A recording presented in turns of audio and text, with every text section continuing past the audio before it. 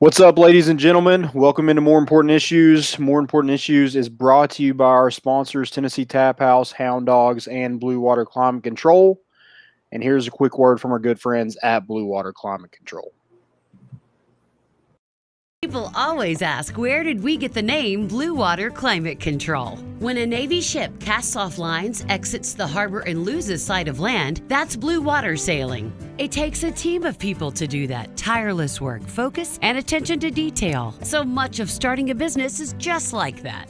After it's done, you get filled with deep satisfaction for accomplishing something. And it's quickly followed by, now the real work begins. We're Blue Water Climate Control.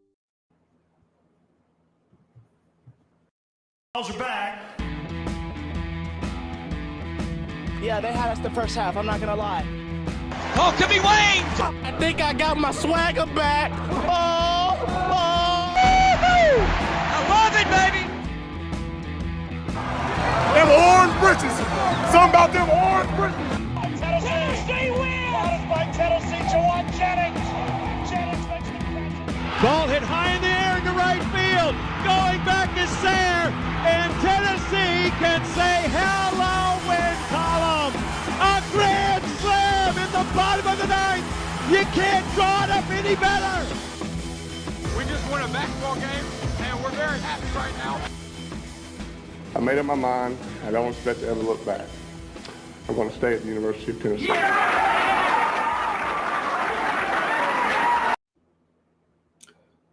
What is up, everybody? Welcome into a brand new episode in a brand new time slot. This is not one of those weeks where we had to change it over to accommodate our lives. This is it. You're in the new Thursday. It says Wednesday. Look at that. I'm not even used to it yet. Like the change is so new, but this is the new Thursday edition of More Important Issues. Welcome in, guys. Excited to get a show going. It's been SEC Media. Why do they not just call it SEC Media Week? It pretty much takes up a whole week. But SEC Media Days, we've got, apparently, there are talks of a new conference. I am indifferent. I'm also just like, I hate college football structure. I think it's so stupid. So we'll get into that. I just hate college football. You don't hate college football. That's why I couldn't say that. I wouldn't mean it. It's like me when I say I hate the MAC. It's just not true. It's not. We're going to talk about some of the maybe uniform changes. And I've got like I don't know. No, I mean, first off, it's a way better uniform change, but it also needs to be tweaked even more. And I hope that's the case. I'm also curious if it's final. It's another thing. We do have some more BaseVols news this week. Some guys officially are gone, signed, whatever you want to call it. And then you got some news of some guys returning. Excited for this team's going to be really good this year. Hello Win column is going to be tweeted out a lot. It's going to be tweeted out a lot. This team's going to be really, really good. I think a lot of people were kind of nervous because you did lose some big pieces, but Tony Vitello, I mean, guys, he didn't build a house out of straw. I know that. He keeps talking about temporary stance. He needs to throw that word out of his vocabulary. Nothing's temporary about this guy. It started off as straw. When he got here, it was definitely made of straw. Yeah, it was mud. It was on mud. The mud was the foundation, but he threw some brick in that mud, and we're good to go. So yeah, he needs to throw that word temporary out. He's done. He's here. He's signed. That's a lifetime contract as far as I'm concerned. So yeah, it's definitely he's not that old. Yeah. If you guys have questions, drop them in the chat. Always here to talk whatever y'all want to talk about, and we'll do it. And Vol Mike, not a question, but he said, watch some great film from practice from an undisclosed balcony, and I can say Milton will be the starter. Mike, don't do that. You're going to get, if it is real, DM me. If it isn't, if it is real, DM me. But also, let's not say it publicly because that's how that balcony gets blown up immediately. Yeah, Mike. We've been through this before. Number one, like all this hype around Joe Milton. He's saying he has film, though. Yeah, but I mean, before he had got this film, we've heard Joe Milton is the next coming of Jesus Christ and Cam Newton and whoever else. And not that I'm throwing the two in the same category. I need to know if Jesus Christ was 240 pounds, that was a big ass cross. That's all I'm saying. Like, if that's the case. True. So Joe Milton probably that makes it even more impressive, right? Yeah, I don't know. Is that the right word? That he carried it up there? Oh, Yeah, that's okay. Good spin zone. That was a great spin zone. Yeah, that was a good one. Vol Mike, if you got it, send it to me. Send it our way. Yeah. Well, let's see what he's got. Is this routes on air? I got to know. Ooh, that's a good point. But to be fair, our starting quarterback last year couldn't hit a wide receiver in stride against air. So, I beg to differ. He was the best practice player that's ever lived, Caleb. Well, then the other guys couldn't practice for shit because the practice I saw was not great. Send it our way, Mike. And then someone else just said what they heard on radio. He is a starter. I mean, we'll see. I'm not saying Joe Milton's out of the race or anything. Hey, so let's talk SEC Media Days. I'll say this too. I hate that we have to talk about it, but it's all we have to talk about. So we're going to talk about it. Right. Like if there were games going on right now, I wouldn't care to hear what any other of the coaches, Josh Heupel, anybody had to say, but it's it. So we'll do it. I guess one of the main takeaways of that is I guess Alante and Velus Jones are going to be your starters at their positions. Yeah.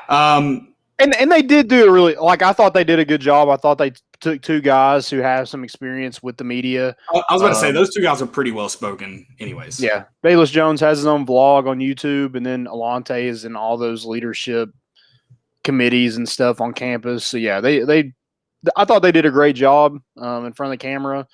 But a lot of, SEC Media Days, it's about coach speak, and it's kind of introducing new coaches to the SEC. You have the Ed Orgeron and the Sabins who have been here Jimbo Fisher who have been here for a little bit. But you also have a bunch of new guys year in and year out because they can't keep up with the people above them.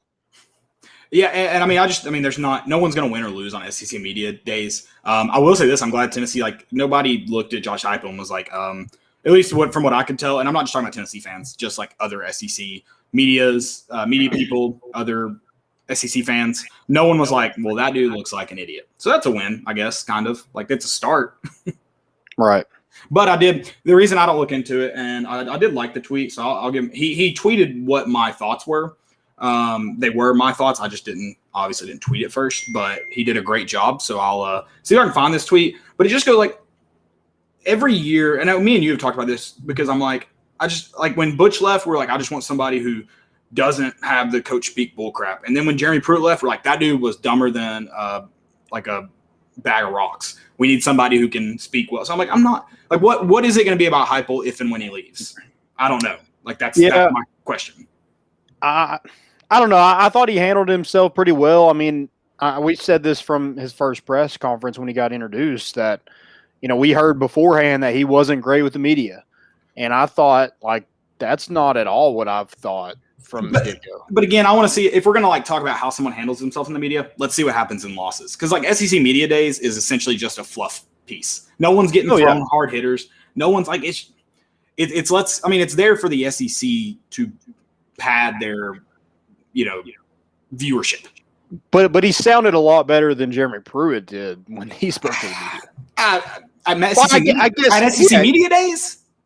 I'm talking about in front of the media. He just seems to be more comfortable in his own skin. Yeah, but I thought Jeremy Pruitt did okay at SEC Media Days. I mean, there was never one that I was oh, what in the world is this guy doing? So that's what I'm saying. Let's see Josh Heupel after a game. If we're gonna grade media performances, let's wait at least until after a loss. That's all I'm saying. You can say he's been fine up to this point. I'm not saying he should be the next president of the United States or write speeches for the president. I'm just saying I thought he handled himself well. But I think every coach had it. That's my point. Yeah, that's my point. He didn't mess it up for anybody. Yeah, he didn't put himself back. But Volatile 865 tweeted, "We like Butch because he was a good talker. We like Pruitt because he didn't mess around with coach speak. I like Heupel when he wins. No press conference has ever won the SEC before. Agreed. That's all I'm saying. So, SEC Media Days, I enjoy watching them just because I'm craving football right now. But let's be honest, they're meaningless. It's stupid. It's a fluff piece for the SEC. They get viewership now on their own network. They get to all of the people who don't normally have access to the coaches and the 2 or 3 players they select to come down there have access that day. So that's all it is. I don't know. Do you learn anything new at SEC Media Days? I don't think so. No, absolutely not. I mean, I guess what he really talked about, stuff that I thought that was interesting, is when he came in, he obviously had the meeting with the players and asked them what they needed from him. And it seemed like the cohesiveness of the team just wasn't there. And we heard Addison Nichols kind of talk to Grant Ferking on his recruiting visit and say Jeremy Pruitt put the walk-ons in a totally different locker room. I mean, how are you able to Which I love. Do you think Brad Calipari had his own locker room, or do you think his was earned and not given? Do you think he got to be in the same locker room? Good point. Yeah. I don't know. But then you have like Josh Heupel actually mentioned a walk-on in. I mean, it was because of the NLI stuff, but still. And they're going to have to play some walk-ons this year. Well, yeah, that's probably true too. But yeah, I just felt like he sounded comfortable. He sounded like he wanted to, get this team kind of connected, and that kind of goes back to the dodgeball and the softball and all that kind of stuff. I don't know if it translates into wins. I guess we'll find out. No, but. I mean, I think that was another cool thing though, relating back to that, is he was like, now that there's money being made in it, it's not quite the same. It changes the level of why and how players kind of go about it in college athletics. But he talked about like, yeah, national championships are great. Like that's awesome. And like, we want to establish that culture. Like at the end of the day, it's also about the experience. And I mean, I genuinely think as a fan, that's pretty, like, obviously we want to win national championships, but like these guys that come back, I mean, look at all the guys that are still hanging around the program in the last 10, 15 years. They didn't win crap, but they love Tennessee because of their experience. So it's like, I shouldn't say not win crap, but like when we're relating to championships, they didn't. So like, no offense to those guys, like no offense to those guys at all. I mean, it's the truth in the sense of that. But like, you enjoyed your experience at Tennessee, and you enjoyed your experience in college football or college basketball or college baseball, whatever it may be. So that's why, and like, so that in my eyes is a really, really cool, like way to kind of go about it, your business. And like, I mean, the players talked about that, how I think it was, Bayless was like, we hang around the locker room an hour after just to hang out like with each other. So like, that is cool when we talk about that. So like, I do, as far as Josh Heupel just sounding like a coach, he seems like I mean, I'm sure he enjoys the money as well, but he seems like a dude who really just wants to like be around players and be around teammates. And that's cool to me. I will say that. Yeah, that's cool. Yeah, he seems like it's not really a job to be a head coach. Yeah. It is, but I'm sure he'll take the money though. Right, absolutely. Yeah, it seems like he just wants to be here. From what I got from his. Well, I mean, I don't even know if it's necessarily Tennessee, but like he wants to coach and he wants to be around a team. Like he's a coach. Yeah. Like that was the whole thing with Jeremy Pruitt. He wants to be involved in a player's life. That was like the whole thing with Jeremy Pruitt is like, I don't know what I would do if I didn't coach football. Like, I don't know if that's necessarily Josh Heupel's philosophy, but he seems like I really, really like this is what I want to do. And I think the hope for Josh Heupel is he is that happy medium between, let's call it like it is. We like Butch Jones because he was a salesman. He could hype up anything. And we like Jeremy Pruitt because he was a football guy. He was the complete opposite of Butch Jones. So hopefully Josh Heupel is that happy medium where he can sell a program and I'm not even going to say medium. I'm going to say like the extreme opposites of each. Like I need him to be, so he has to meet on like the opposite side. The two biggest strengths of each. He has to be like, so like here's the middle of them. He has to be like all the way around the globe as far from each as he can get from them. That's what I would do. But what if the earth is flat, Caleb?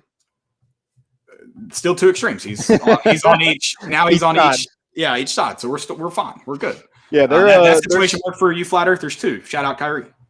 There's South Poles. We're headed to the north. Butch recruited. I mean, the same thing with what he sold, Killer Dude. That's actually his name, by the way, guys. You like Butch Jones because he could sell a program before he got on the field and shown what he really did, and we like Butch how he recruited before the players found out like what the program really did. So like, yeah, he could sell stuff, but when it came down to actually doing it, that's a different story. Yeah, hopefully he's a sales guy. Hopefully Josh Heupel is a sales guy who can also coach a little bit of football. Walk the walk. Yeah, that's all you need. We need a football guy and also have some enthusiasm for sure to him. I'll say this too: for Tennessee, probably had the most talk from any program in the SEC to other coaches. They asked Lane Kiffin about Tennessee. They asked what's his name, the Pirate. Mike Leach. They asked him about Tennessee. So how does a coaching search always come up? Yeah, I mean, because let's be honest, the most insane things to happen in Mike Leach's career was that he got offered the deal for Tennessee, and then the guy that offered it to him virtually fell off the face of the earth. Lane Kiffin left a job that he just talked infinite amount of shit at for a year in the middle of the night and told recruits not to go to class. Or sorry, his assistant coach, who's also in the SEC as a head coach, told recruits not to go to class so that they can enroll at USC. So, like, two just insane things involve 3 coaches in the SEC. So I get how it's brought up. Under like 100%. Yeah.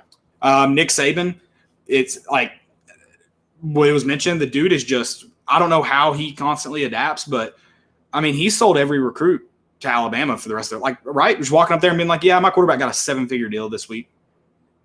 Oh, yeah. I mean, Josh Heupel just said, yeah, everybody on our team got a 7-figure deal.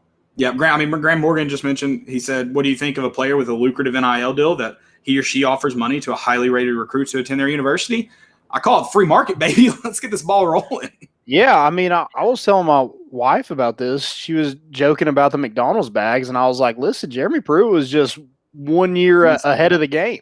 He was a step behind, but what he didn't know is he was still a step ahead, but also he didn't know he's like 3 steps behind still. Right. Yeah.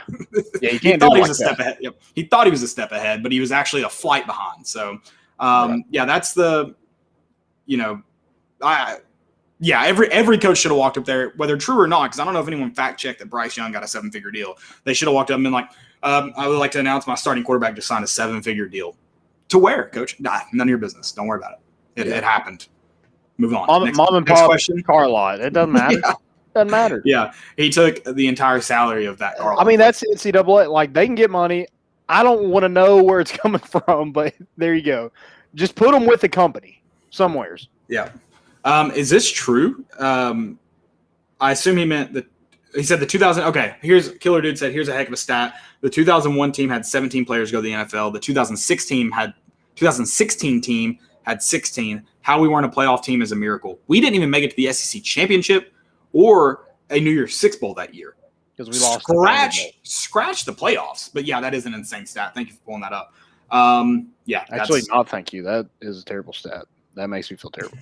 William Poole said the admin pulling the carpet from under Butch, $150K max for an OC. I mean, is that DeBoer just made $150K? And then Larry Scott, sure, they paid more than 100. I mean, I'm going to look it up. There's no way. Larry Scott, that was the worst hire in history for an offensive coordinator. Yeah, he shouldn't have been paid more than $150,000. So I hope that's actually true. I hope it's true. That was a terrible year. God, Yeah, that was sickening. I got some other stuff to talk about SEC Media Day. As far as Eli Drinkowitz, I'm a fan now. You see what he said about the horn? You see what he said about the horns down? No, I didn't. He said, he asked, SEC commissioner, I'm losing Greg his name Sankey. now. He asked Greg Sankey if it'd be legal to do horns down in the SEC. Love it. Yeah, I mean we're about to get into that. Canales earned $300,000, so there's no way Larry Scott only earned $150,000. Canales had that much money to be an offensive coordinator and just fly around and show off his backpack. Canales, he wasn't the offensive coordinator. No, that's what I'm saying. So Larry Scott made way more than that. Oh, okay. Oh, yeah, I got you. Yeah, like Mike Canales, coach JG. I can't find what Larry Scott made this quick, but it was more than 300. I saw a stat, and it's pretty horrible when you really think about it, but Josh Dobbs had twice as many 300-yard passing games in his career than JG did. And a reason – Say that stat one more time. Josh Dobbs, who a running dual-threat quarterback, actual dual threat, not what he was rated in high school, had twice as many 300-yard passing games than Jared Garantano did in his career. I love that. That's a great stat. I mean, like, yeah, he'd probably throw for 250 in a lot of those games, but he'd also Josh Dobbs would also run for 90 yards and 2 touchdowns. Yeah, that's nuts. Larry Scott apparently only made $365,000, so that's not a big. Yeah, that's not a lot for an offensive coordinator nowadays. Yeah, not what that 7-figure. Not like Cheney. Yeah, Not Cheney. 7-figure bus 7X. put up in the 7X. Dude, I need him to speak publicly on it. I need him to speak public. I need him to be like, Jeremy Pruitt didn't let me do anything, because I can't believe he went from having a year play calling with Tyler, which I know he had Tyler Bray, but still, like, there was no even like resemblance of that on the in the play calling sheet. Okay, let's talk about Super Conference, because I can vent all day about just the absurdities that have gone on in Tennessee lately. So let's talk about the Super Conference. The Oklahoma and Texas. Rumor is they want to join the SEC. Can we, like, regardless of where you think they should be in there, can we just agree 16 teams is absurd for one conference? Oh yeah, it's ridiculous. With the current structure of the conferences now, 16 teams is absurd. I mean, I think that you gotta think the SEC is trying to overtake the NCAA, right? I would love that. I'm hoping Tennessee gets kicked out and we have to recreate the Sun Belt or something, or the Big East or something like that. That's fine. Yeah. Yeah, I would love something like in football though. Like everything else, I don't really care about. Like you can stay it in baseball, you can stay it in basketball, but football is what's killing us. Oh, you want to go like the legit Big East route? Didn't they have a bunch of basketball teams that didn't play football? Villanova. Okay, that's a good point. They're not D1, I don't think, or they didn't. Oh, in football, gotcha. Right.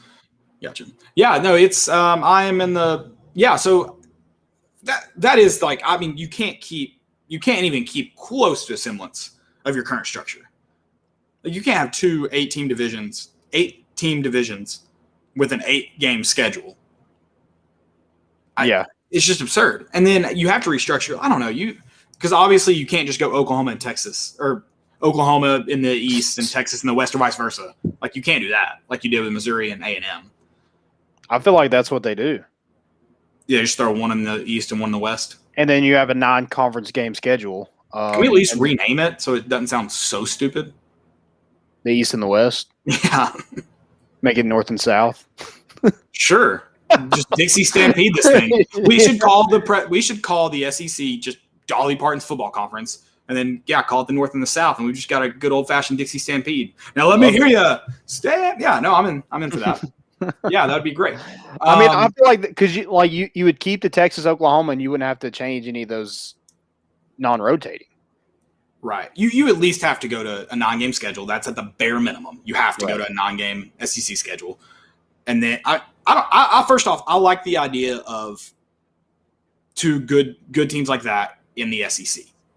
It is funny though that Oklahoma and Texas are going from almost being guaranteed playoff spots with 12 teams. They wouldn't be guaranteed that in the SEC. Reed Killer Dude's comment. That's a good point. That's a really good point. Yeah, no, I agree. No, but you've long past that. Right, yeah, you did it with A&M, and I mean, I don't think you should have added Arkansas is not the Southeast. They're on the other side of the Mississippi, right? Yeah, I don't Geographically speaking, no. I don't think Missouri and Texas A&M. So right. So my thing is, like, how do they get a say? Of who? Only the Southeastern teams should be able to vote. Yeah. Okay. I mean, dude, like, you don't have. You've been here for like what? 8 years? Oh, let's really mix it up. Only the original team. So like Sewanee's in on this vote. Okay, yeah, sure. Like they're like board members. Yeah. Do they even have a college anymore? Yeah, they're definitely. They do have a college? Okay. Yeah. I don't know if they have a football team anymore, but they definitely have a college. Okay. Yeah, first of all, like, you're going to lose Texas is going to lose the Longhorn Network.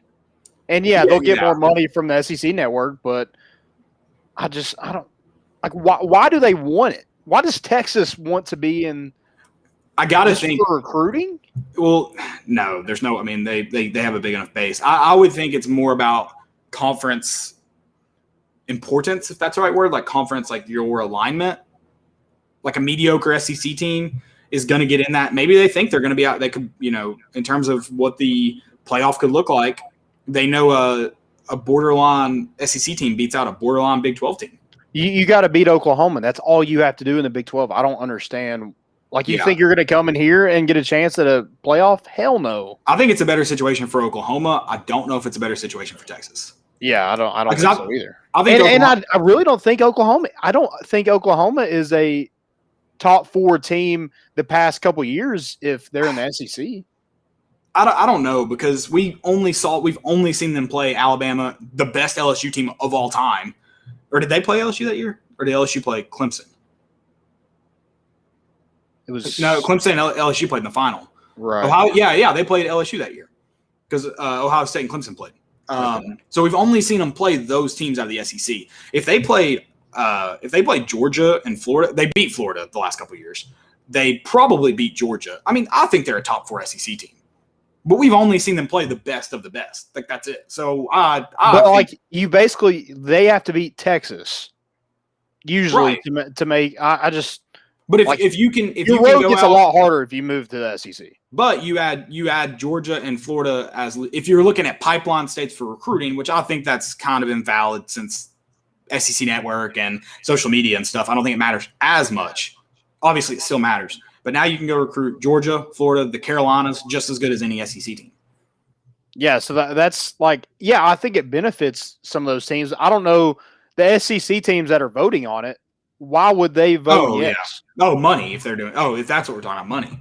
You added one playoff team every single year. You had one playoff team guaranteed, and then you add probably another playoff team guaranteed every year. But a team like Tennessee, why would you say yes? If we're just looking at it from what these presidents and athletic directors are looking at it from. Just money. Not logic. Right, that's it. That's all they vote on. I mean, let's be honest. It's so dumb. Because if you're wanting to get back to, I mean, maybe this helps them and they don't have to play Alabama every year, which I get. Like, I understand, like, you want to play Alabama, you're traditionalist, I get it. But we haven't won in 15 years. I mean, I've always been I like the Alabama game. I want to play Alabama every year, but I've changed my stance on it. I don't want to play Alabama every year if the same teams that I'm competing with don't have to play Alabama every year. So we're competing with the SEC East. That's who we're competing with. We shouldn't have to play them if every other team doesn't have to at least have a chance at playing them, and every team doesn't have a chance. So if it's rotating, that's different because every team has the same draw every year. It rotates. So it's totally different. But it's not on the same draw since you have a non-rotating. So I think it does need to go to 2 rotating, not 1 rotating. Right. Yeah. So, I mean, if Texas comes in here and that takes away that Alabama, or they move Alabama to the East where everybody has to play them. That's fine. Yeah. And that's another thing too. I think the SEC schedule would be freaking awesome if you added those 2 teams and you had 2 rotating and your SEC East schedule. Obviously, I think you have to go away from 2 divisions. I don't know if 4. I don't know if 4 is the right answer, or I don't know if it's just going to well, that's another thing. I'll get into that. I hate that I'm going to have to do this. I'm going to have to vent about how dumb college football is. Here's why it's dumb. Everybody, what are we in it for? Say it after me. Championships. How many teams have a legit shot to win a championship? Not a lot. First off, every team in Group of 5, they don't have a chance. Take them out. Doesn't matter how good you are. Doesn't matter how much you dominate your conference. You don't have a chance. So that's the first thing we should do. You know the Bugs Bunny where they cut off the Florida? The NCAA Division I FBS should cut off your Group of 5. Give them their own championship. But even then, Power 5. So how many teams are there? 12, 24. Are there 12 teams in the Big 12? 36? Yeah. Or in the Big 10, sorry. 12 teams? 36, 46, 58. 58 teams in FBS. Is that correct? Some in there, give or take. Independent, if you count Notre Dame, 59. Give or take a couple. How many, out of 59 teams? It's probably up there, too. They're independent. Who? BYU. BYU, yes. So 60 around teams. 60 teams, yeah. 60 teams. How many teams legitimately have a shot? Because a 4-team playoff isn't a shot. So if you want to structure it like high school football, break them up geographically, and then play it, okay. I think the high school model is fine if you want to do it that way. What's going to happen is we'll add 2 more teams that could legit. They're in a Oklahoma has Lincoln Riley. They can recruit. Texas is in a hotbed of talent. They can probably get to that point somehow, some way. I think it's a lot harder, but the SEC is going to want more teams, so they're going to try to open it back up where it's even more than 8 teams. They want as many teams as possible they can get in. Is it an 18 playoff or a 12 team?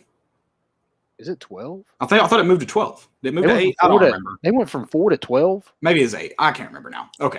But I mean, yeah, it's just like it's just really dumb to me when you sit and think about it, and you're like, there are teams that legitimately have no chance of winning a championship. So why are they even playing? Like, it's a participation trophy at that point for all you folks that are like, don't change college football, but are also like, participation trophies have ruined this world. Well, like, college football right now is one big participation trophy. That guy was on scholarship. Congratulations.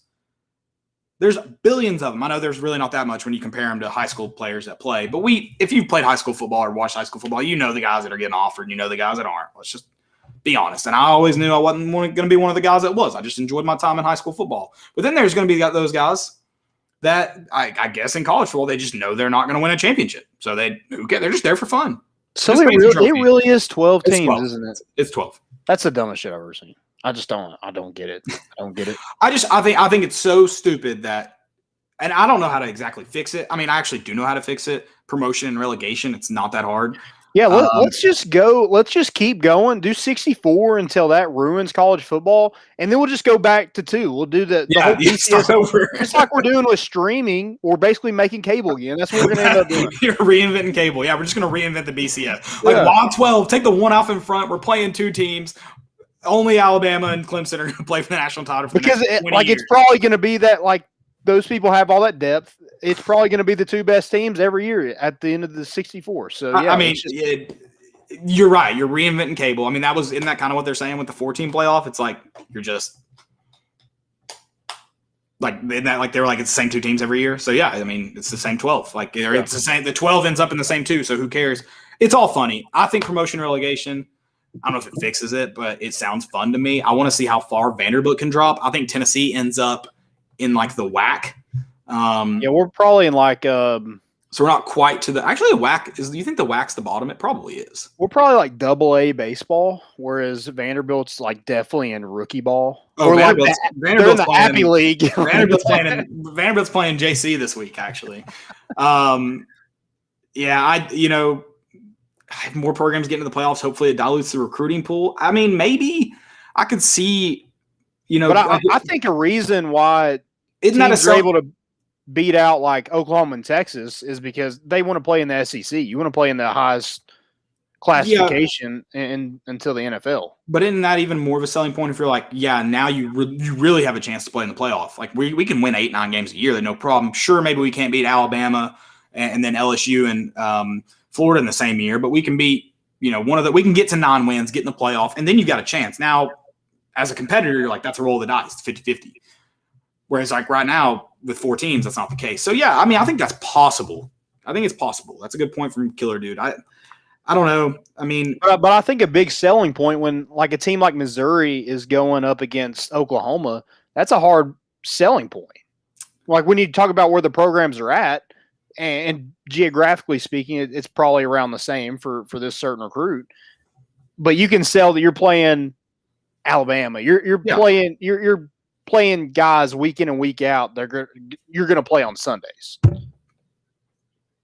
But like if Oklahoma's here, you're not going to win those recruiting battles.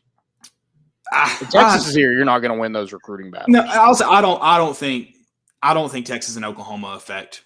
I mean, I think they get who they get because of who they are and how they win. I think has Texas A&M has their recruiting improved that much since joining the SEC?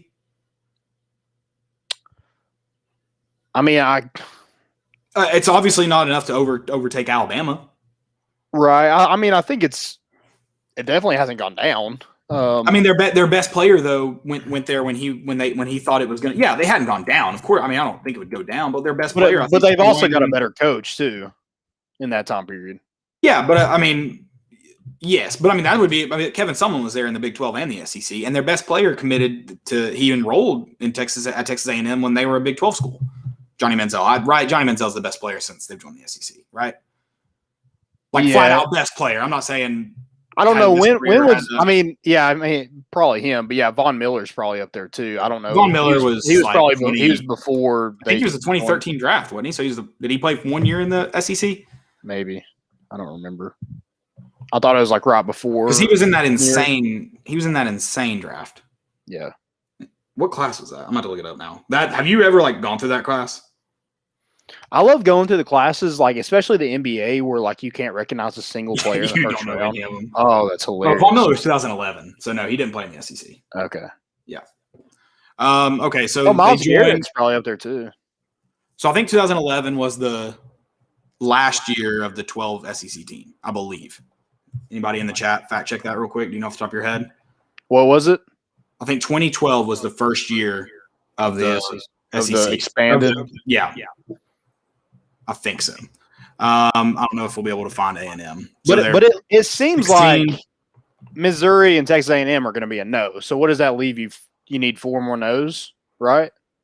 They said, I don't know. Apparently the SEC bylaws say 11 of the 14 have to vote. Whereas if it was majority, it would be, am I good at math? It would be 7. Is that majority? So you need. Okay, A&M did have the number 6 recruiting class this year. So you need 4. So you need just 2 more people to say no. Is that right? I don't know. I don't know how the actual rules go, so I really don't know. Okay. I mean, like, unless the SEC is just strong arming some of these presidents and just being like, "Hey, vote this way or don't." Yeah, but again, money talks. It seems like Texas A&M and Missouri are both going to say no. Okay, I don't know the history of the Big 12. A lot of people are saying A&M and Missouri left the Big 12 because of Texas. I don't know the exact reason. Like Texas, you want to like complain about the horns down thing? Yeah, that's all you're gonna get here. Yeah, that's it. And I hope Greg Sankey legitimately doesn't try to punish that at all. Like, obviously you can't change the NCAA rules, but if about taunting and stuff, but just players doing it shouldn't be a penalty. If players are taunting doing it, then fine, whatever. I mean, yeah, they score a touchdown and do like this. Maybe Juwan Jennings putting that football in that South Carolina DB's chest was taunting. I don't know, but it was awesome. I'll take the 15. I loved it. Yeah, you loved it. So, John Kelly doing that, you hated it. It might have cost you the game. That's stupid. No, that should not be a penalty. He didn't do it on player's face. So that's just dumb. So the last thing I'm going to say about Super Conference is I hope this means the end of the NCAA, like you mentioned. Yeah. The end is near. But I hope it means the SEC gets better officials. Don't hold your breath on that one. Also, I think the NCAA would disband before we get better officiating. Oh, probably. And then this, I guess, the last thing too. Sorry, the last of the last. Officially unofficial now. My last statement. I doubt Missouri and Texas A&M left the Big 12 because of like Texas and Oklahoma's level of competition. I'm sure it had something to do with like you said, people strong arming people making decisions that necessarily shouldn't have been because that's not their job. I'm sure that's what it was about. But if it was about competition, if the guys who vote no because of recruiting, that's stupid. You should be relegated. Well, from what you should want the 16 best teams in the league. Like I kind of researched this a little bit today, and it like from what I got, it was Texas threatened to leave, kind of like they're doing now, and the Big 12 bowing down to Texas, and because that for a long time that was their cash cow was Texas. Bowing down. It's always been Texas. It's still Texas. Texas and Oklahoma. Yeah. So like bowing down to them. Oh, please don't leave, and they basically get to have their way with rules and regulations and things like that. So good for them. It's called privilege. If you move out of Springfield, Missouri, and end up in Austin, Texas, you might have some say so too. Or not Springfield, sorry, even worse, Columbia, Missouri. Or there's another one. College Station's pretty kick ass. It's pretty cool. I can't hate on Northgate. Dyersburg or no Dyersburg. No, God, what is that crap? I've driven through it like 1,000 times. Yeah. Well, I was just commenting on the actual town that the University of Missouri plays in. Carruthersville. No one knows where that's at. No, people in Missouri don't even know where that's at. I think it's on the opposite side of Dyersburg. I think this was, if it's the wrong person, I'm sorry for giving incorrect shout out. I think it was Charlie Burris wrote an article like 6 or 7 years, a long time ago, about he did, if every SEC East team was a ride at Dollywood, and they did Missouri, they did the Batman. He did the Batman ride and was like, the Batman ride is a ride at I think it was Six Flags, and he was like, just like the Batman ride, Missouri doesn't belong in the SEC East. True. Very true. They need to get rid of. I'll say this: I'm glad we have names. Missouri and not Texas A&M. Oh, for sure. For sure. Shout out to geography, because Missouri's a heck of a lot closer to the east than College Station. So, and apparently Minnesota is way closer to Tennessee than Kansas is. So Minnesota's a little bit closer. That actually. But what part of Minnesota? I don't think it would still be true. I think Kansas would still be closer. In Minnesota, the top part of the boot. I'm just like it doesn't make any. If you want to move closer to Tennessee, yeah, you're right. It doesn't make sense. Okay, I'm getting off. Yeah. Anyway. But there's one more point I want to make. There's only room for one UT. So like Texas, if you're coming to the SEC, like you got to get rid of that. Like you followed us, it's time to stop. Yeah, but in my head, that's not even an argument. Like a lot of people are like, "Well, Texas is better. Texas is better than Tennessee at whatever sport." Like that's not the conversation. The conversation is Tennessee was the school. It wasn't named the University of Tennessee. I think at that point it was Knoxville College or something like that, or maybe Blunt College. So it wasn't the University of Tennessee, but it was a school before Texas was even a state, and you wouldn't be a state without the Volunteers. So Davy Crockett. That's all there is to be said. And I returned to my homeland because it was we went down there when we were in College Station. We went to the Alamo, and we just kind of paid homage to the Volunteers that went there before us. Unfortunately, we fell short, unlike those Volunteers. But yeah, Graham Morgan said Dyersburg or Caruthersville is the opposite of Dyersburg. So Missouri side of. Wait, is that real?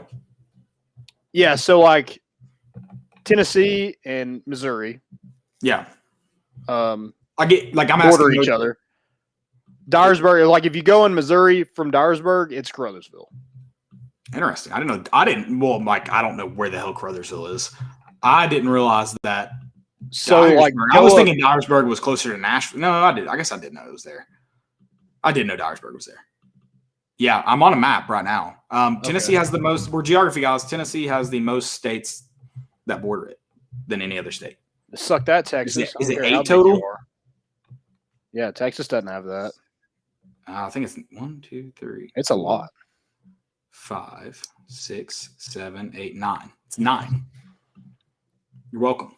Caruthersville. Shout out to Caruthersville for having a casino. That's actually pretty cool. So better than Dyersburg. Originally, I said worse, but take that back. Big casino guy. All right. White cleats back. Good. I hate black cleats. I hate them. With Tennessee's uniforms, I hate them. You hate black cleats? I hate black cleats. Oh yeah, 100%. Like I don't understand why people were mad about that. Yeah, I don't. Is it going back to the tradition thing? Yeah, well, I think so. I mean, I think people. First off, it's July. People need something to be mad about regarding Tennessee football. But yeah, I think. I mean, here's my thing about tradition.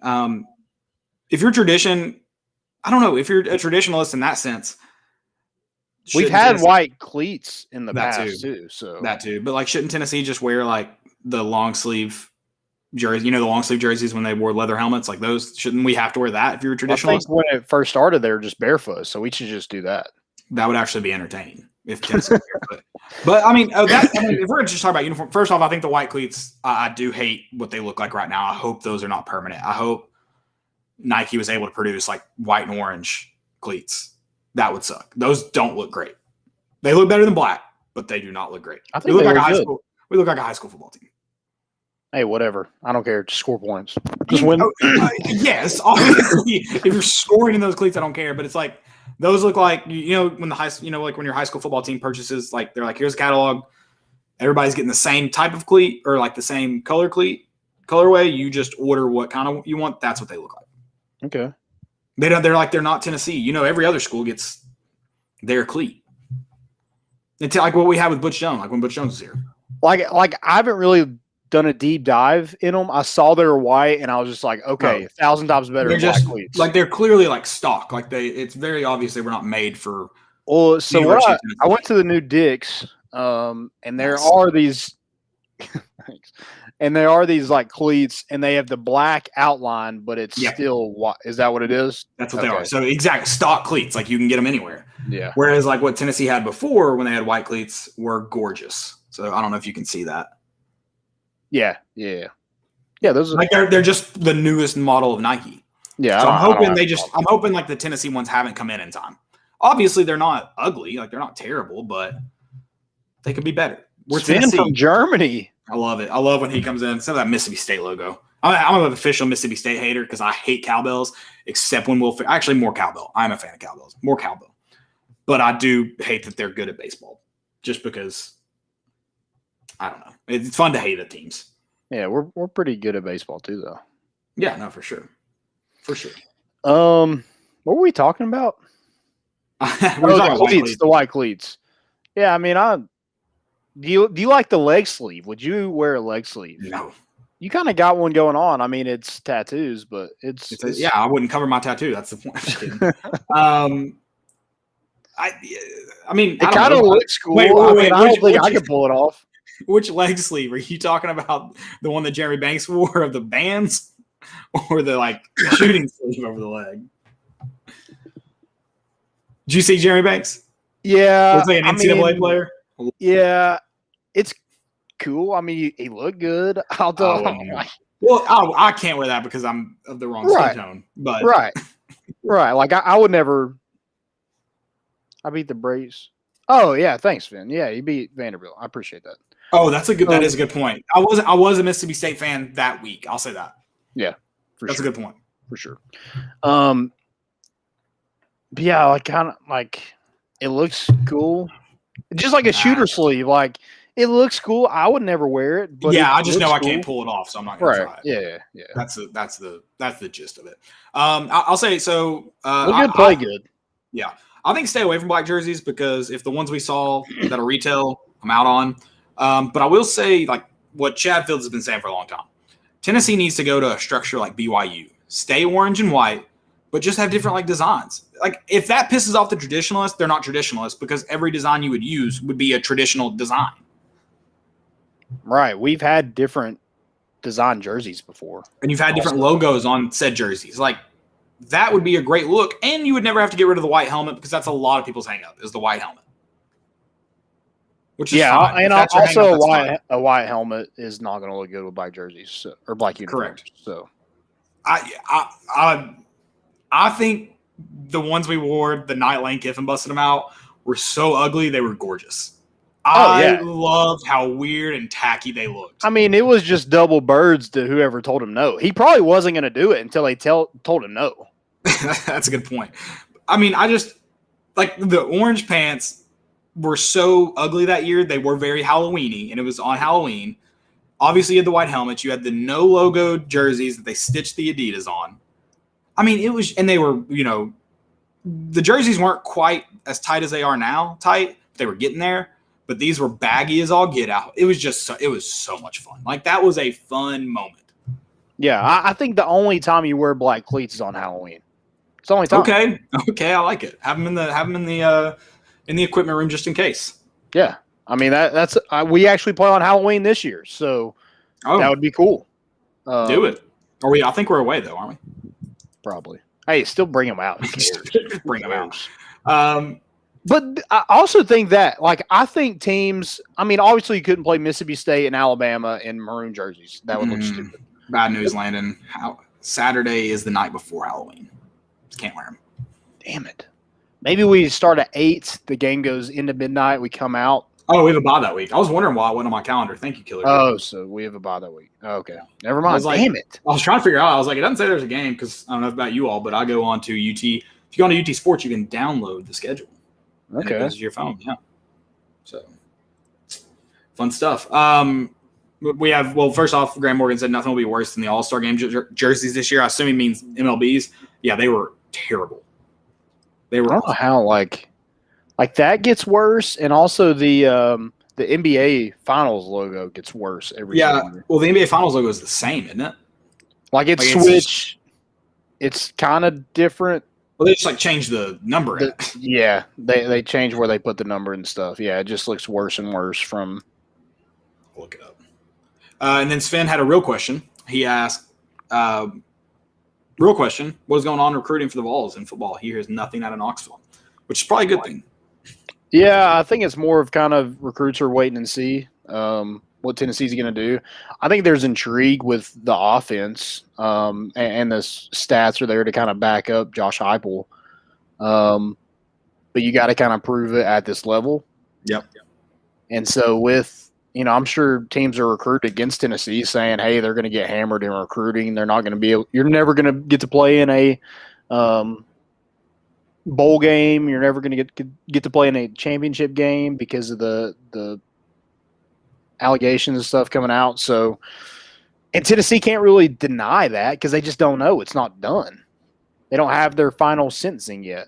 Yeah, they can say, no, that's not true, but you can't give them a definitive answer what is true. So I think that's working against Tennessee a little bit too. But, from a recruiting standpoint, I think you've gotten some kids that your staff has done a really great job of selling the program. Some that had, offers from Georgia, Florida, Alabama. But you're not going to get like Branson Robinson. He was never going to come. Literally they committed to Georgia today. Yeah, literally on the CBS broadcast, they said they compared him to Nick Chubb, number one. That dude's not real. I refuse to believe that is a human being. Yeah, There's no way. And then they compared him to Mark Ingram. I was like, okay, well, you can just take our hat off the table. It's so stupid. I'm surprised Georgia got him and not Bama. Well, Bama has the number one running back already committed, so. Stupid. How long before unis look like NASCAR with all the sponsorship? Not a chance. With Georgia's uniforms last year looked kind of with the dog chain or whatever, looked pretty. They just looked ugly. They didn't look like NASCAR. NASCAR's never produced anything that ugly. I don't know. Some of those jackets that they wear in those. Do you remember when that was a trend where people used to wear like NASCAR jackets? I think it's still a trend for a certain community. Right. I don't think it's ever a trend outside that community. I thought it was. I've never personally owned a NASCAR jacket. I never got into NASCAR. I maybe watched like 5 Jeff Gordon races growing up, but that was it. See, I used to watch NASCAR, but I would never be caught dead in one of those jackets. Number one, it's not comfortable. I don't know I never even tried one on. So it's like it looks like a Letterman jacket. It's pretty similar to a jean jacket. Like there's no comfort in it. There's comfortable jean jackets. Yeah. No. It's not comfortable. I own it. You wear a hoodie because it's comfortable. You don't wear a jean jacket because it's comfortable. What level of comfort am I going for? A light jacket that doesn't weigh me down? No, I'm not having this argument. Jean jackets can be comfortable. Oh my God. And I had a warm jean jacket for a while that I would have kept, but it was like Brody's dead grandfather, so I couldn't keep it. It was an awesome jean jacket. I didn't know they gave out jackets at all cost. I was like, Brody, I'm going to steal this. And he was like, my mom won't let you because this is my grandfather's.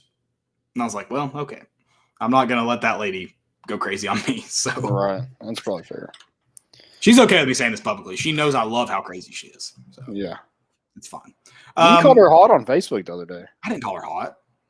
You didn't call her. I just said she was a good-looking woman. That's true. That's kind of not the same. That's not hot. Would be an infatuation, I feel like, of her. I don't know, maybe not. I guess these can be interchangeable, but she is a great-looking. So I know she posted her age on the picture. I'm not going to say her age, but that's hers to say. But for her age, especially, she's just a good-looking woman in general. I'm sorry, Brody, we're diving into this. Landon made me. So you don't think she's hot? If Julie's listening, yes. If Brody's listening, no. Okay. All right. Let's move on. Get out of this one. Tennessee baseball. Baseball. It's back again. We edited our intro for baseball. We've got that was a heater, dude. I like that. Thank you. Jay Wilk on the track. Yeah, so we officially have Tim Priest, John Wilkerson, Burt Bertelkamp, John Fulkerson, Trey Smith, Peyton Manning made an appearance. Thank you, Peyton, for doing that for us. Phil's on it. There's some legends on there. And then there's that dude who's like Oh, From is it De La Salle? I think that's who it is. Is it? Are they in Michigan? De La Salle is in California. Are there two De La Salles? There's some. Maybe. They probably are. Probably. The De La Salle's where Henry Toto is from. I don't remember. But I think he was in the Michigan State Championship game. Well, Tony Vitello spoke to the media yesterday and had some news for Vol fans. He mentioned that permanent bleachers are the hope for next season down the third baseline. Wanted to have it. He said more permanent than the bleachers that were there during the. I think he was talking about for regionals? this year. It may not be quite what the right field line is, but it'll be better than this past year. Right. Yeah. So more permanent or better than bleachers, whatever that. Yeah, means. I think it'll probably. If I'm guessing, it means. I actually know. I really don't know what he means. Like maybe it'll be like I was thinking more of like the first baseline where it's not necessarily seating, but it's like standing, like it's like another deck. But I feel like if you're able to build the base of it, then you just throw because it is bleachers in the right field line once you get out past the baseline. Right. Yeah, that's a good point. I don't know. So that's why I'm like I don't know what he means by that. Because I mean, maybe in his head, they want to put bleachers seats over there. Mm-hmm. So like in his head, the right field line, because we haven't heard what the plans are. So maybe it is what's on the right field line currently, and then because I would imagine eventually they want to build a full stadium like you would see at a minor league park, where right now you don't have that. Yeah, but adding seats or coming soon. Adding, I don't know if he's adding seats. More people are going to be able to come to the game. That's right. That's right. That's absolutely right. So yeah, he mentioned that. I thought that was really cool. I think that's something important to him. I think that's why that they brought in those bleachers for that reason to kind of surround the stadium. Yeah, and he mentioned he's like we're in the stage with our stadium that we were when we first got here on campus. Like we were losing guys because they were like, well, we know. We like what you're saying, but we're going to go to guys who have already won. And so, now it's the same situation in the stadium. You have recruits that come in, they're like, we like the stadium as it is, but could be better. So we're going to, where we believe in what your future for the stadium is, but these guys already have it. And so he's wanting to wow recruits now with the stadium, and that's what their goal is. Right. Like they've wowed recruits that they're winning. And I had a coach tell me he's at another place. He was like, I'd love to be at Tennessee because I can literally recruit from my couch, because that's where Tennessee is at right now. They're not having to. But Tony Vitello wouldn't let you, right? Yeah, because he's going to be out recruiting because that's his thing. I don't remember where he was at last week. He was at some big tournament or 2 weeks ago, I think. He was in Atlanta. He's in Atlanta right now. I'm pretty sure. Okay. Is it just a dead period for football? I just assumed when it was a dead period, it's a dead period for everybody. I don't know. I don't know when the dead periods are for. I assumed it was. I don't know. I'm not telling on him. He wasn't in Atlanta. it would make sense. Like when you think about it, it would make sense if they were right. The exact same. Yeah. This is the. I don't know. I guess you can go walk because Rick Barnes and them are watching. I don't know if you can contact people, but they were at the Nike event and the Adidas event, and they were watching. I don't know if they. I guess you couldn't talk to players, but I guess that's not stopping you from going on the road and watching. Right. Well, I think it's zero contact. So, I mean, maybe you can make up a lot and be like, I was there because my nephew was there. But I would think surely. Yeah, they know more about it than we do. It seems like Rick Barnes. You're right, and that's bad. I'm applying law to a situation that the NCAA doesn't apply the same logic. So right. What the rules are. And then Vitello mentioned that got some more 6-year guys, the COVID year, taking advantage of that. Luke Lipsius, their first baseman, batted .240 last season, tied for the team lead in home runs with 15 and 42 RBIs. Also led the Vols in hard contact. That's a stat. It is now. And that's a stat you want on your team. So Luke Lipsius led in that category and started 64 of Tennessee's 67 games last season. So really good to get him back. Ton of experience, guy that can really hit the baseball, and a really good defender. I think he's an underrated defender. Had a really good year at first base last season, and that was going to be a question mark if he wasn't coming back.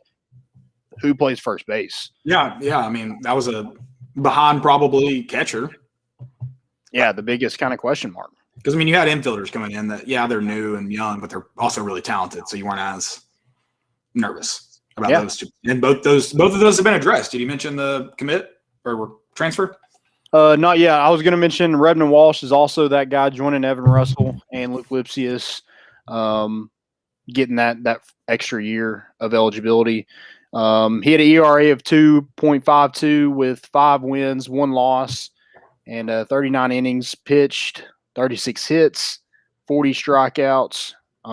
So a great year for Redmond Walsh this past season. And another guy in that bullpen. Tennessee's going to have a freaking stable out there in right for all those pitchers that they have in their bullpen. Camden Sewell, I mentioned Redmond, Kirby Cannell, Elijah Pleasance, Jason Rackers, Seth Halverson, the transfer from Missouri. Just a ton of arms. Ben Joyce is another one that we didn't get to see this past season due to injury, that can hit 100 miles an hour. So, yeah, you got a ton of arms coming out of that pen. So I think Tennessee's goal is to kind of like they were last year, get to the 6th, and then kind of let Sean Hunley take over from there and get us to the victory. I think Tennessee has a lot more options this next season, and Redmond Walsh is just another guy with a ton of experience and a Tennessee guy, local kid, Alcoa. So good to have him back on campus. And then Matt McCormick, the transfer. Big time question mark answered. Right, yeah. You lose 3 guys, 3 catchers, Connor Pavoloni, Jackson Greer, and Pete Durkee. Those were your 3 top catchers this season. You lose all 3 of those guys. So, yeah, definitely a question mark at the catcher position. They thought maybe Colton Kessler was that guy, but he looks like he's signing a professional contract, so it doesn't look like he's going to make it to campus. So, go with your next option. That's Matt McCormick. Was a freshman All-American. I think he hit he had 30 RBIs this past season. I'm getting his stats. Hold on 1 second. Now pull that up, and I'll just look at the baseball's dead period is way different than football's, which makes sense. Yeah. So this is according to past seasons, this was the 2019-2020 schedule, but pretty much all of July, besides weekend of July 4th, all of July was contact period. So okay, cool. And so we're doing it the right way. We are all August, pretty much, or the first half of August, I should say.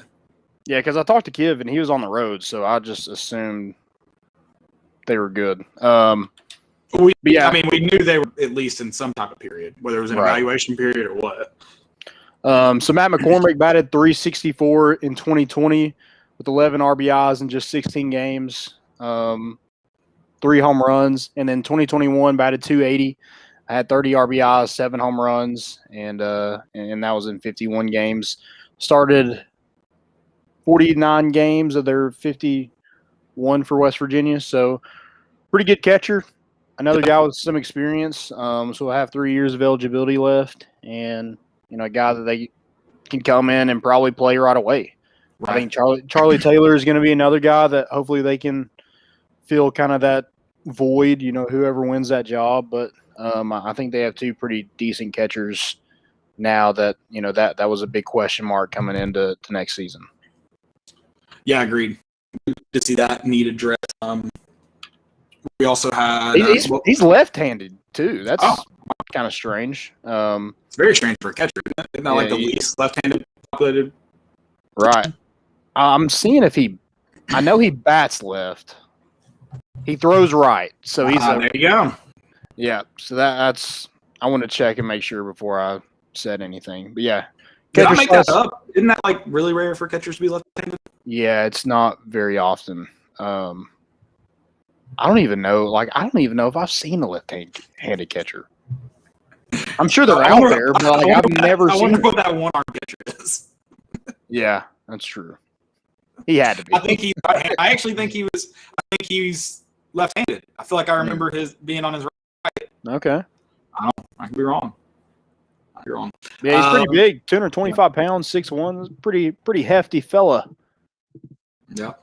Sven said you need 10, 15 solid pitchers for a season. When you have Tennessee had probably more than 3 legit starters on this team, was really disappointed how the season ended. Because they probably could have, their starters probably could have gone deeper than just about any team. Yeah. Now, relievers and closers wasn't necessarily Tennessee's forte. Right. You had guys, you didn't have depth. Mm-hmm. Yeah, well, I don't think we had 15 solid pitchers in this bullpen. Next year, I think you can maybe, we got to see what happens. But, coming into the season, you feel good. I think you're right in that range, 10 to 15. Easy. Yeah. Agreed. And then, I guess, are you ready to go into questions? Anything else for baseball? Yeah, that's all I got. Sweet. You want to hear a crazy stat? It's not baseball related. It's football related. Tennessee last season had 3 running backs that are on this season's Doak Walker Award watch list. Cool. Moving on. That's insane. Like, there's no way that's ever happened before. Georgia. That's probably true. And those guys are still at their school, though. That's the thing. Right. So who else is on that list? Jabari Small, Eric Gray, Ty Chandler. I forgot he transferred. I was thinking he was eligible to graduate out, but I'm curious because North Carolina lost a lot. Can Ty Chandler do it? He's gonna have the opportunity to do it. Yeah, and I think the ACC suits his skill set a lot better than the SEC did. Maybe. I think he's probably in a better situation. Yeah, I would agree. Yeah, I would agree. He's got a really good quarterback behind him too. Yeah, he is. Yep, in front of him actually in most offenses, Landon. Or beside of him. He's somewhere. Just making sure you knew football. I don't know if you know football, Blake, but I was trying to go. I don't know how much you know about football. Did I say behind him? You said behind him. I did. I meant to say in front of him. I was thinking iPhone. I'm sorry. I don't know how much.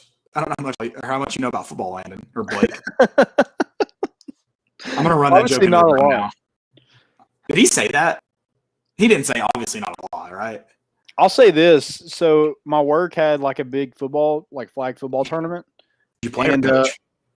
Well, my department didn't ask me to play. I was like,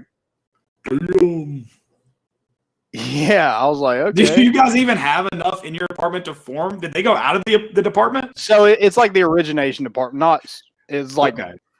Not specifically your little department. Yeah. Okay. I was about to say, there's not even 7 people in that department. They just went out and recruited over you. Yeah. They kind of did. But I was like, okay, well, cool. Well, so another department was like, oh, wow. Working out in IL deals. Yeah. They're like, hey, can you play? I'm like, yeah, I'll play. Landon's got a revenge game on his Oh, dude. I was heated. I was so mad. Like, that's funny. And I like these people. I was like, no, you don't. Not anymore, at least. Like people just like, they're like, he played college football. Like, oh, we didn't know that. They're like, did you ask him? It's also still I hope I'm not anymore. There was a time in my life like people would look at me and be like, I think I pick him on my team. Exactly. That's what I thought. Whether you know if I'm an athlete or not. Slimmer build. I go to the gym every once in a while. But yeah, nope, didn't get asked. So I was like, okay, well. There was a time in high school, like when I'd go to camps and stuff, like people before they were like, that's the fastest guy out here. Like I was always selected as like one of the fastest. And I was like, you guys are going to be very disappointed here in a minute. Because even in my better playing days, I'm out on the field, not the fastest. Not even close to the fastest. But yeah, that was always the treat for me. I was like, oh, you just wait till this happens. But yeah, that was probably the first time in my life I wasn't picked on a team. I was upset. Dude, if I could go back right now to 3rd grade kickball, I would intentionally not pick you. And then so this is how I would, if I had a time machine. I'd go back to 3rd grade, not pick you. Had that on the show, I would remember and be like, no, Landon, remember that time I didn't pick you? That's what You would always pick me. I would have long played that joke. You would have picked me. You're too competitive. You would have picked me. No, I can win on my own in kickball. You kidding me? Fake news. Get out of here. All right. We have a question. Kick it off here. I don't know if any on Twitter. I was a 5-star, Caleb. 5-star kickballer. It's about your heart though. What is your heart? Oh, I'm definitely a champion of life. If that helps. Good deal. Guys, how do you feel about Nike since we switched back to them? Do you honestly think our unis are better as opposed to Adidas? That's from Killer Dude 35. Shout out Killer Dude for being active in the chat. We love it. Yes, I think the Nike uniforms are way better than Adidas. Adidas sucks. Well, I don't think Adidas sucks. I just think when it came to I think at football jerseys, I think they suck. I've got a new pair of Adidas shoes coming this week. I can't wait. Yeah, I like Adidas shoes. I don't like I like Adidas clothing. Yeah, I like clothing. Yeah, their jerseys. They're football jerseys specifically. Like even their soccer jerseys, I like. I thought their NBA jerseys I liked. But yeah, they're. I mean, not like their weird ones, and not the sleeved ones. The sleeved ones are stupid, but just their normal basketball jerseys. But no, I think for Tennessee, if you go look at color orange, how much it changed when Adidas had it, it was insane. Whereas like football, maybe it's changed a little bit. This is where we need to have Chad on, but not enough. Like not enough to be super noticeable. You had God, what were those Adidas? Those like NCAA create a team looking ones, you know about? The big stripe. Was that an Adidas jersey? I think it was. Those like NCAA create a team mode, like you know I'm talking about that big stripe down the sleeve. I'm sure. It was terrible. There were some terrible jerseys with Adidas. It was awful. I mean, just think of our gray jerseys when Adidas. Yeah, those were kiddie. I mean, and they were just orange ones and white. That tire track thing? Yeah, what was that? Yeah, that was. I don't know. Not great. Not great at all. We also have a question from Tennessee Vols -TV. Is our defense better this year? Gonna go with no. I don't know. I mean, can they be worse?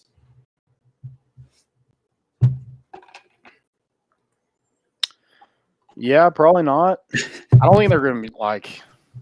I don't think it's going to be a drastic improvement. I think you're going to be. Yeah. I think you're going to be good. You're going to be okay in the secondary, but the problem with being okay in the secondary, well, I think they'll be good in the secondary, but if you don't have a pass rush, if guys at the line of scrimmage are helping, you know, in the run game that much, your job in the secondary becomes infinitely harder. Mm-hmm.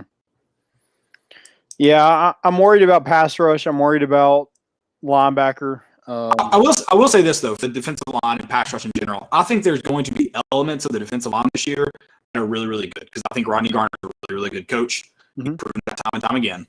I'm probably going to eat these words in a year, but that's fine. We'll come back and snip this. So I think Tennessee's going to be pretty good defending the run. I just don't know about pass. Because I just don't think there's going to be that. I don't know who that dominant guy would be. Mm-hmm. And I think you can. I think you can make things happen in the pass rush with multiple guys. But if you don't have a dominant guy and then run game, like I said, you can with the dominant guy, it just gets a whole lot easier. But in the run game, it's much easier to defend.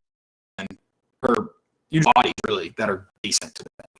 You just can't have one just terrible guy. Other than that, you don't need a dominant guy to defend the run game. Right. That's what you need in the pass game. I don't know if you have that, but I'm with you. I think the defensive line will be pretty good. And I think with this offense, you need turnovers. And, you know, last year we didn't get hardly any turnovers. And that's where I think you need an eraser, and I just don't know if one is on our roster. And what sucks is what's changed for the defense. So, I don't think people have given, you know, how much the quarterback game's changed in the last, 5-10 years? I don't think enough how much the defensive end game has had to change in the last 5 years. Think about how much easier it was to sack 10 years ago. Now you got to have a guy who it's not just about getting pressure on him because you don't have to sack the guy to get interceptions years. You just have to put enough pressure on him in the pocket. Now you have guys escaping, scrambling, and you've got to pressure on him for the entirety of that to force an interception. You have to be better at actually physically getting to the quarterback now than you used to. Yeah, I agree with that. Jared Barnett was so good. Yeah, and Corey Vereen, you know, those guys were like, I don't know if he called Corey Vereen an eraser, but he was really solid for an opposite end. I don't know how good Corey Vereen would have been out without about Derek Barnett because I don't think he was a dominant guy, but he was so good when he got into like mismatch. Like he was able to take advantage of having Derek Barnett on the opposite side. Like he was like, oh, I can. If you give me a mismatch, I can get it. Because he's never getting double teamed ever. Right, never getting double teamed. Never had the pressure shading to him, or never had the protection shading him. If he got by a guy, it was him and the quarterback. Yeah, and I think that's what made that secondary so good. And with Cam Sutton and having a guy like Derek Barnett is just. But I don't think Tennessee has that eraser on their roster unless we haven't seen it so far. Maybe one emerges. Maybe Dejon Terry, maybe Byron Young, Roman Harrison. Maybe one of those guys steps up. Tyler Barron, but we haven't seen it up to this point. So nope. Unfortunately, we probably won't see it the first game. I completely forgot it was on a Thursday. That's so sad. But we won't see it first game, but you'll see it for sure. Yeah, and you got to finish picks. I mean, we had to lead the country and drop picks last year, right? I mean, 2 a game? It felt like. Yeah, Kenneth George, Flowers, McCullough, none of them could catch. Yep. Hopefully they with Willie Martinez, he does a lot of ball skills because that's what we need. I mean, they were kind of in the right position at times, but I mean, crap, they just couldn't finish a pick. And with this offense, as fast as we score, you can really put a team out of the game if you're able to get a couple turnovers in their own territory. Yep, they got to do it. I did look up that video, by the way, of the intro. It is Warren De La Salle. So I was right. Okay. De La Salle. Warren De La Salle. I don't know if that changed for you all. Okay. I think they're not as good as the California De La Salle. You're kind of – am I cutting out a little bit?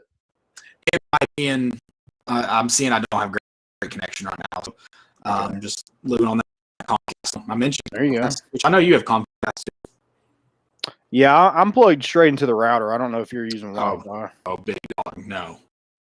Hardwired. Yeah, man. Hardwired. Big hardwire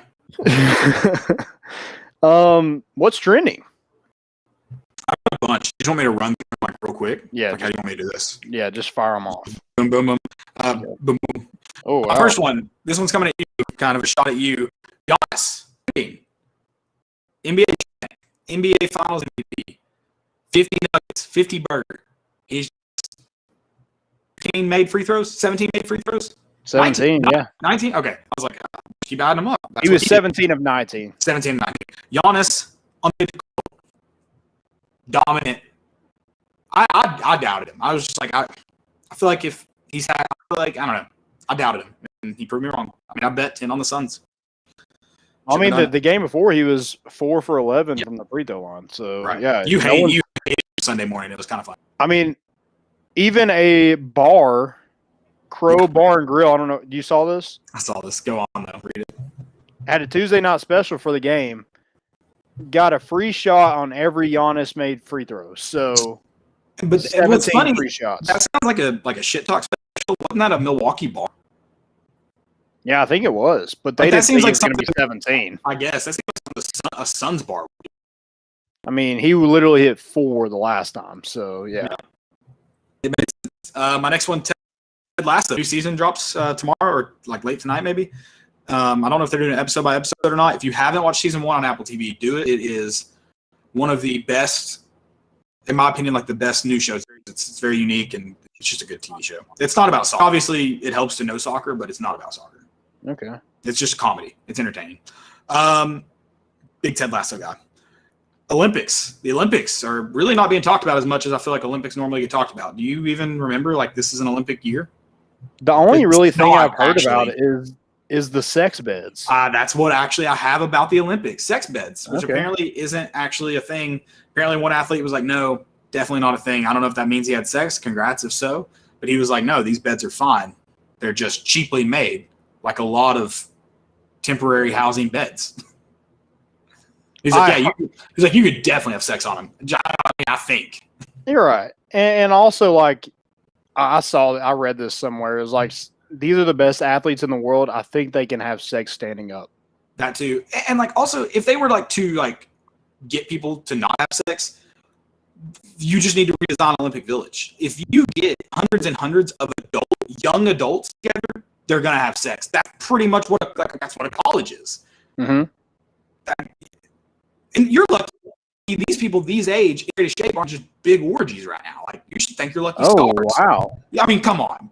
Like not even that. You know my theory on when people go and study abroad, they're also all foreign to each other. So like things definitely get weird there. So it's like they're young. Like you should just redesign Olympic Village if you don't want them to have sex. So it can be anti-sex. Let's just be honest with ourselves. Right. Let's not be dumb about it. You think these people are doing missionary all the time? You mentioned they're the greatest athletes in the world. I saw a video of somebody, and he literally like frog splashed on the bed, and it didn't collapse or anything. So I'm not sure. It's just not comfortable. Was it Michael Phelps? No. It's probably not a real frog splash. He's an amphibian, so.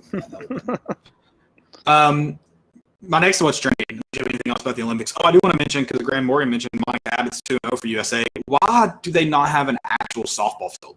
Did you see how they were playing? Yeah, that's weird.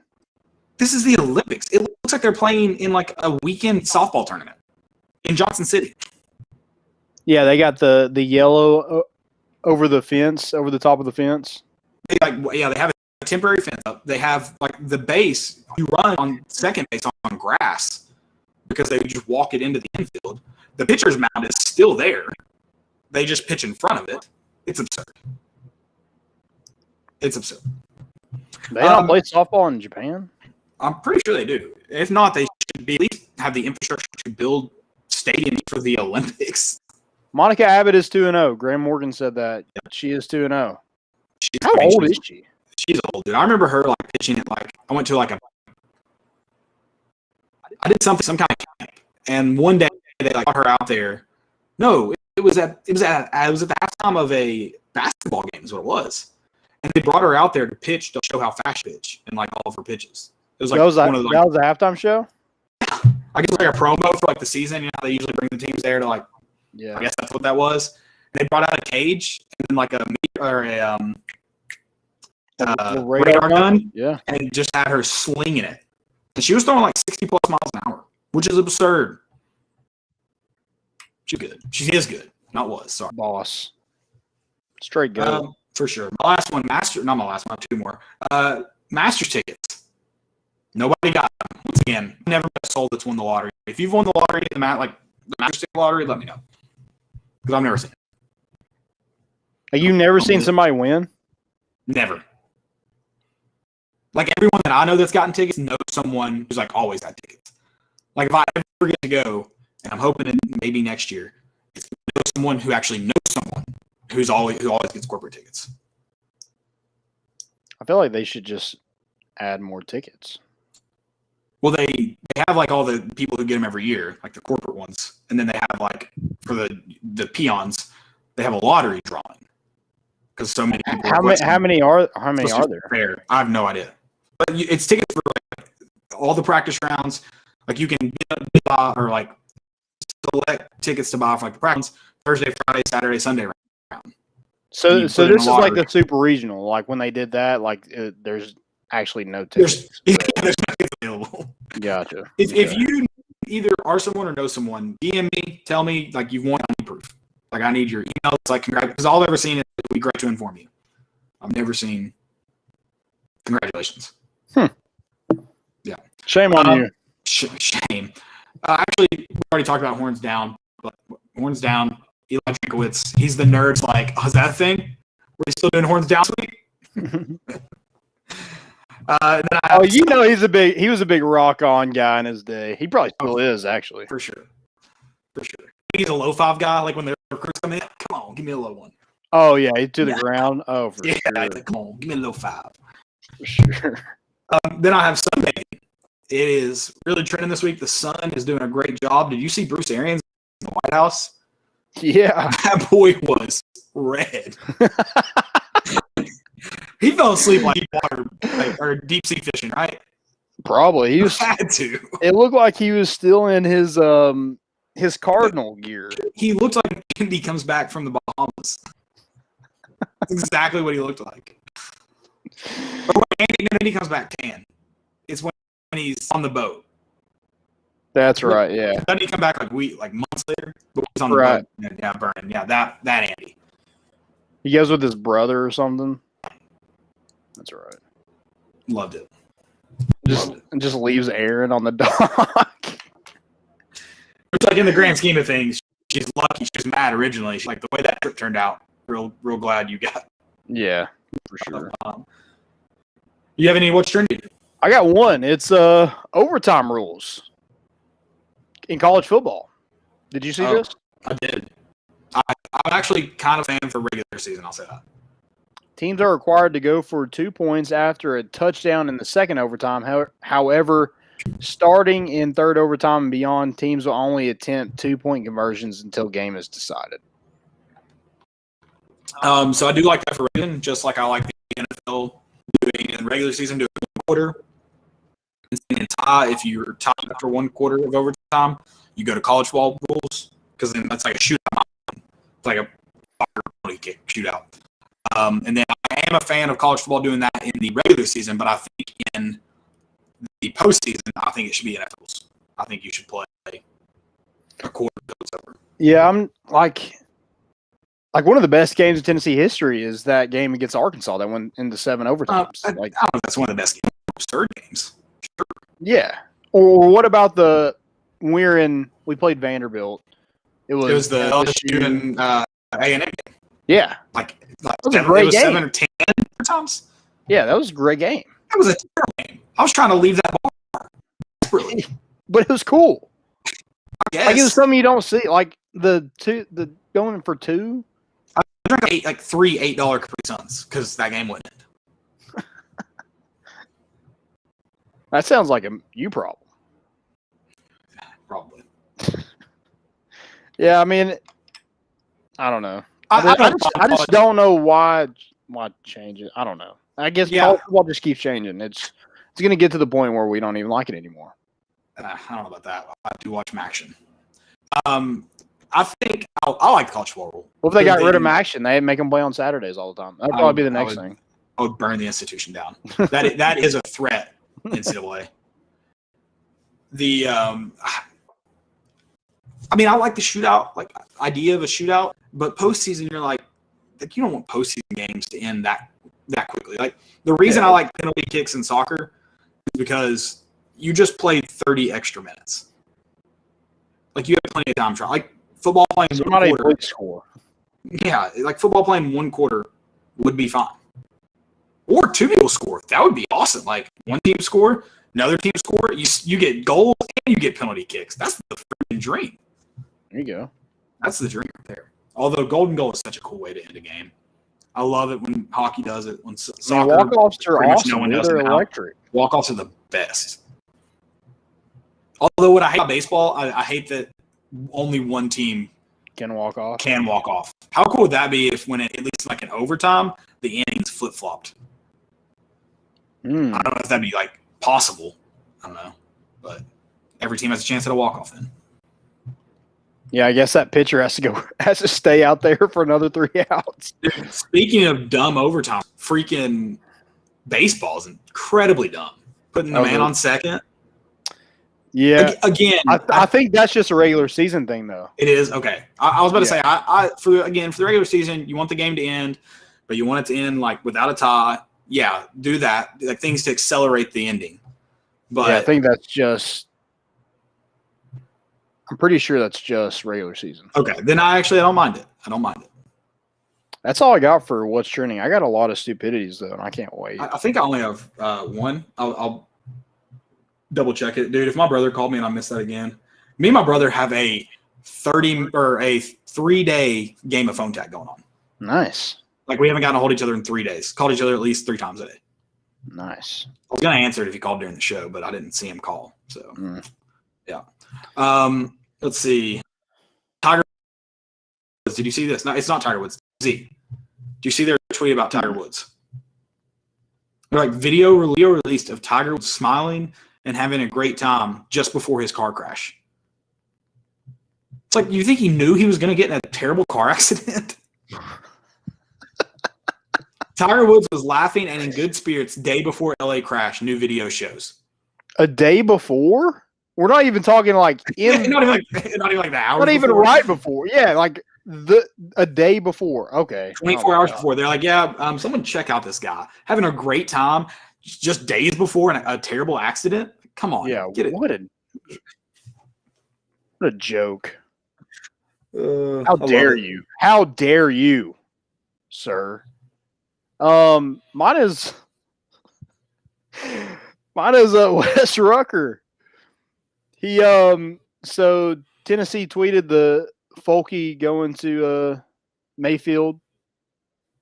This one I kind of for my first time I kind of felt bad for him. Not bad for him, but like he didn't mean it.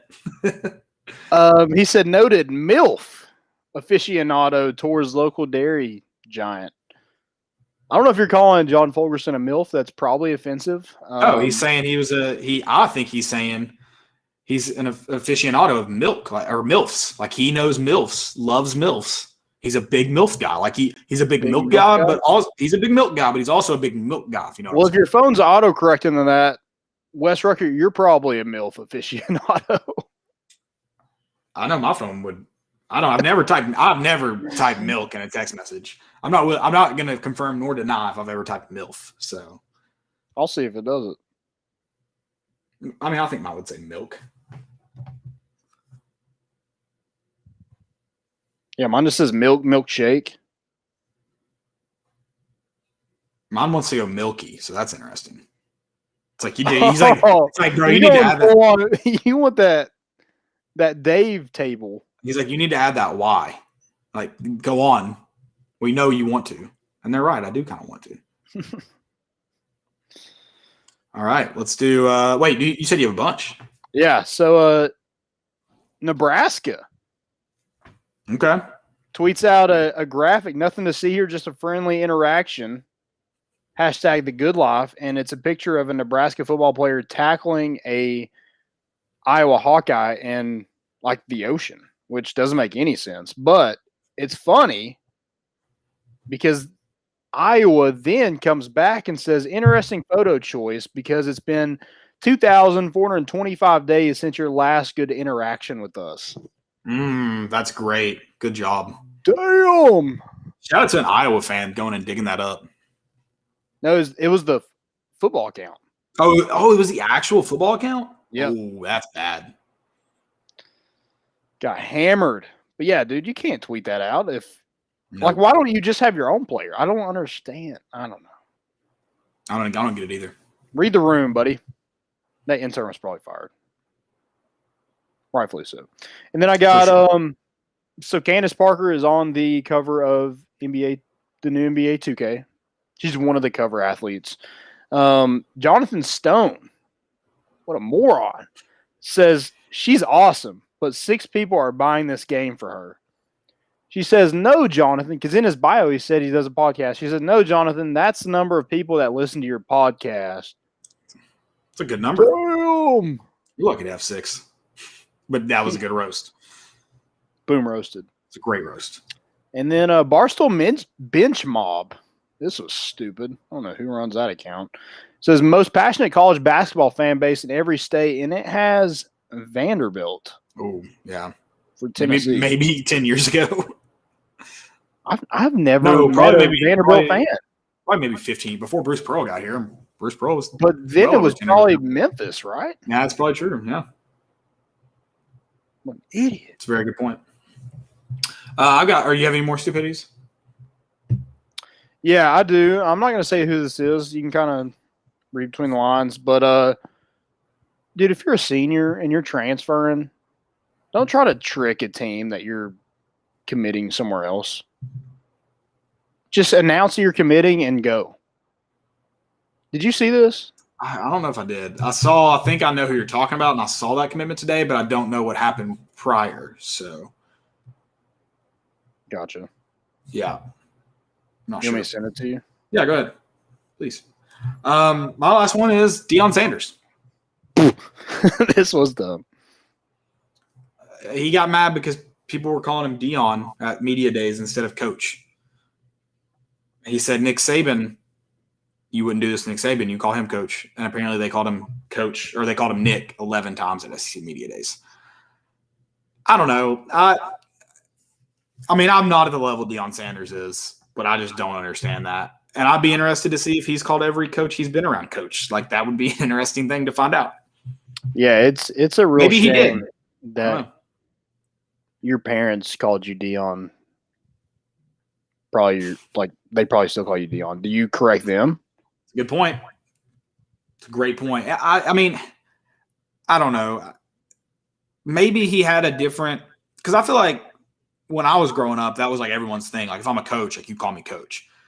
I don't have that thought process. I feel like not a lot of people I'm around now have that thought process. So maybe he grew up in that environment, the same similar. Like, I would say the majority of the coaches I've had wanted to be called coach. Some didn't, and like they were fine with being called whatever. But I feel like I understand if he probably played for those same people, and maybe that's where he picks up from. I don't know, but just a weird hill to die on, that's for sure. And you should probably fact check the Saban thing before you say it. Yeah, I mean, I don't know. I feel like if you're talking to somebody and you're not their player. Right. That's even – I think that's the bigger deal for me. Why should they have to call you coach? You're not coaching them. No, 100%. You don't call them journalist. They had – Pardon My Take had on some coach. I think it was Bruce Arians? No, it was Wade Phillips, the defensive line coach for I think the latest team, St. Louis, before he retired. Okay. No, I think he's at Houston now. I can't remember. Anyways, they were like, so apparently you didn't like people calling you coach. He was like, no, like if a player called me coach, I would call him player. He's like, I don't call you player. You call me coach. It's like, that's such a weird thing weird way to say it. I don't know. Let's see where he's at. He's old. He might be retired now. He retired. The last team was the Rams. You did right. Okay. Yeah. For some reason, I was thinking. I mean, he was at Houston at one point. I think when J.J. Watt was there, I was thinking he went back to Houston one more time. He was the interim head coach in 2013 for Houston. Yeah, and then he went to Denver, and then he went to the Rams as their DC from 17 to 19. Gotcha. So is he going 1 kilometer an hour, you think, or maybe? Oh, he did say MPH. All right, cool. All right. What's our any more stupidities?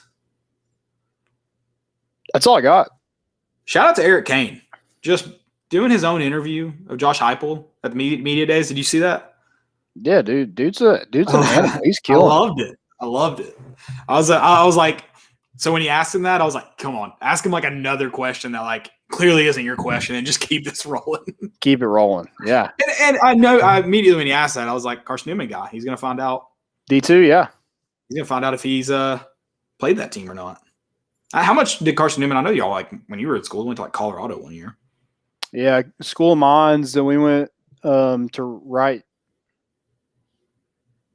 Wayne State was in Detroit. Gotcha. So not a whole lot of traveling, but some. You got some here and there. Yeah. Sweet. That's all my stupidities. That's all I got as well. It's been fun. It's been fun, guys. Thanks for chatting it up. Thursday. I like it. Tomorrow's Friday. This podcast will be out on your Friday as you head to work, hopefully. Or it will be up by the time you head to work. Hopefully you get to listen to it. Thanks for all the live listeners. We love y'all. And thanks. Yeah, loved it. It's been fun. Special shout out to the people in the chat. That was fun.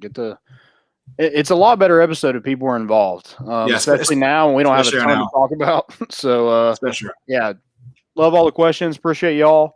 We'll be back Sunday night, and that's all we got. It's been rocky. It's gonna be rocky until we get to how many days we got? 43. Dude, someone posted about it, and I hate this because, like, you obviously know I'm talking about it. And I think I should say something for how excited I normally am. I'm not like I don't. I've been so battered. I just don't care like I used to. Like a lot of people, like I don't. You will. I'm still really involved. I mean, I know the schedule back and forth. I know I still know. I'm keeping up with. Like I'm obviously keeping up with it, but it's just like I'm not big on the countdowns this year. Like I don't know what's happening. It's like I'm missing.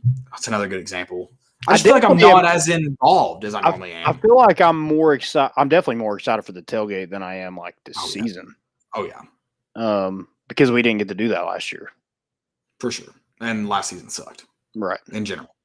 Right. And we're losing the people we did. You don't know if it's going to be a ton better. Hopefully it is. I had a guy tell me today at work, he's like, we're going 8-4. I was like, I'll say this. I think that's a ceiling.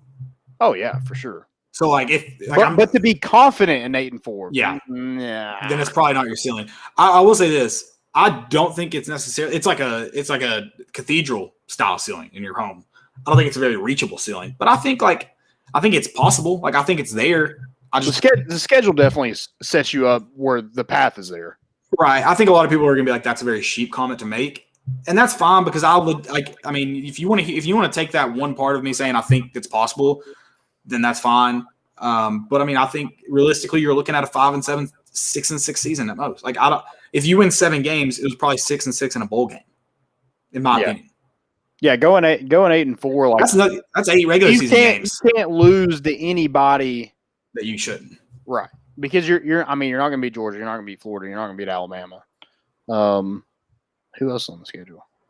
Georgia, Florida, Alabama. You still have Ole Miss on that schedule. You still have Missouri who's trending in the right direction. I think Kentucky's going to be worse than they were last year.